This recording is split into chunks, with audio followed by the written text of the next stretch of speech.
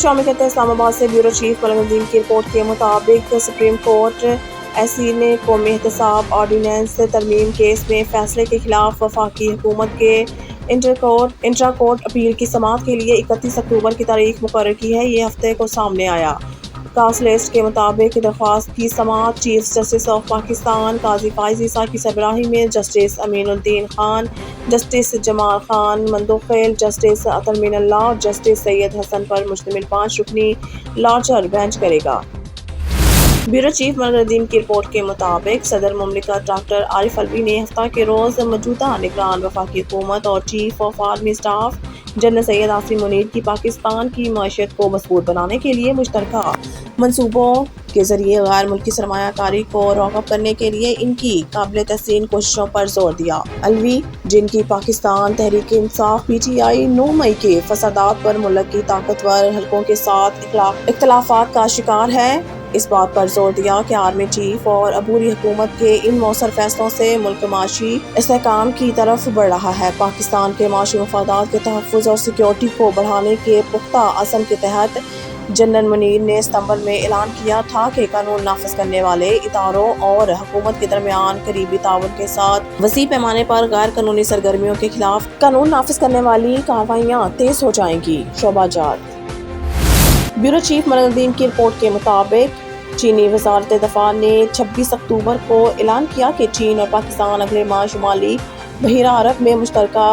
बहरी मशकों का तीसरा दौर करने के लिए तैयार है। यहाँ तक कि हिंदुस्तानी बहिरा का जासूस तैयारा और सी गार्डियन ड्रोन चीनी जहाज़ों पर नजर रखे हुए हैं। बहिरा हिंद ऐलान के मुताबिक सी गार्डियंस 3 का कोड नाम सी गार्डियंस 3 मशकों में अहम और पेचीदा मशकों की तवक्का की जाती है, जिसमें आबदोज मुखालिफ ऑपरेशन, हेलीकॉप्टरों की बाहमी लैंडिंग, मायना और गिरफ्तारी, फॉर्मेशन मैन्यूवर्स और ताउन पर मुबनी तलाश और बचाव शामिल है। ब्यूरो चीफ मलक नदीम की रिपोर्ट के मुताबिक इस साल के शुरू में चीन ने ईरान और सऊदी अरब के दरमियान 7 साल की सफारती दरार के बाद ताल्लुकात को मामूल पर लाने के लिए एक मुआहदे में मदद की। मशरिक़ वस्ता के बहुत से ममालिक की अहम इक़्तिसादी शराकतदार और सऊदी और ईरानी तेल के खरीदार के तौर पर ऐसा लगता है कि बेजिंग के पास मुस्तक़बिल की तनाज़ात में सालस का किरदार अदा करने के लिए इक़्तिसादी फ़ायदा और खैर सगाली है। एक अहम और गैर मुतवक्का पेशरफ्त में, जैसे पाकिस्तान के अक्सर हंगामा खेज सियासी मंजरनामे में इब्तदाई जंग बंदी के तौर पर देखा जा सकता है, पाकिस्तान तहरीक इंसाफ की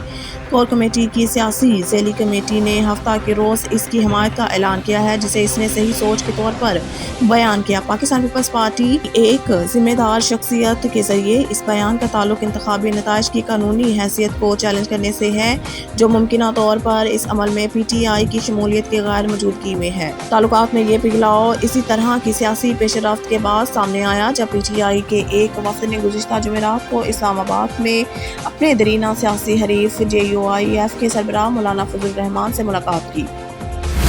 ब्यूरो चीफ मलक नदीम की रिपोर्ट के मुताबिक regional police officer Rawalpindi region Syed Khurram Ali का रीजनल दफ्तर में खुली कचहरी का इनेकाद। खुली कचहरी में शहरियों की दरख्वास्तों पर मुतल्लिका अफसरान को फौरी इंक्वायरी और कार्रवाई के बाद मुकर्रर टाइम फ्रेम में रिपोर्ट भिजवाने के अहकाम जारी किए गए। शहरियों को थाना की सतह पर फौरी इंसाफ की फराहमी में मज़ीद बेहतरी के लिए इक़दाम किए जा रहे हैं। RPO Syed Khurram Ali, Punjab police, Pakistan Punjab police.